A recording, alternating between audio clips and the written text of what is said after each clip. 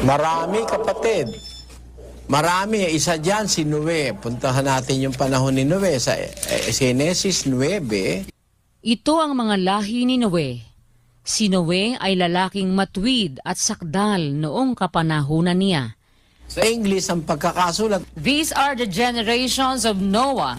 Noah was a just man and perfect in his generations. And Noah walked with God. si Noe, perpekto rin. Opo. At saka hindi lang siya, perpekto rin. Yung mga kasama ni Pablo at saka si San Pablo. Sabi niya dun sa Filipos, Let us therefore, as many as be perfect, be thus minded. ayun, ang kausap niya, yung kakapareho niyang perpekto. Kung ilan tayong mga sakdal ay mag-isip ng gayon, sabi ni Pablo.